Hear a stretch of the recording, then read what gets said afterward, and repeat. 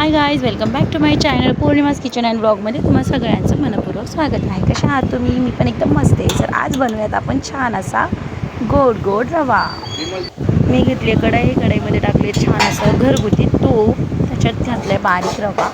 छान असं आपण ब्राऊन होईपर्यंत त्याला भाजून घेऊयात।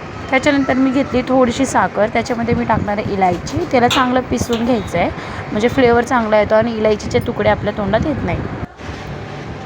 मस्त असं भाजून झालं आहे। आता त्याच्यामध्ये मी पाणी एक साईडला गरम करायला ठेवलं होतं, एकदम उकळून घ्यायचं आहे। मग त्याच्यात बारीक गॅस करून टाकून द्यायचं आहे। छान असं सगळीकडं टाकून एवढा छान धुवान असा मस्त वास येतो ना तुपामध्ये भाजल्यावर रव्याचा, काय सांगू तुम्हाला। आणि छान असं सिंपल, काही टाकणार नाही मी, एकदम सिंपल। मग आता आपण ह्याला चांगलं फिरून घेऊयात। मिक्स केल्यानंतर ना मी ह्याच्यामध्ये आपण पिसून घेतलेली पिठी साखर, म्हणजे साखर आणि इलायची ती टाकायची आहे। त्याच्यानंतर थोडीशी साखर अजून वरनं टाकायची आहे।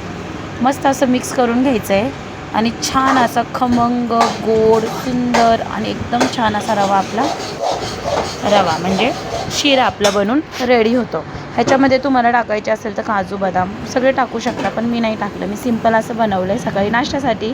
तर कसा वाटला हा माझा व्हिडिओ? नक्की लाईक करा आणि शेअर करा, सबस्क्राईब करायला विसरू नका। ह्याच्यावर छान असं आपण प्लेटमध्ये टाकून घेतले, त्याच्यावरती छान तूप टाकलं आहे आणि हे खायला रेडी आहे। कसा वाटला माझा व्हिडिओ? लाईक, शेअर आणि सबस्क्राईब करायला विसरू नका। धन्यवाद, बाय, थँक्यू फॉर वॉचिंग।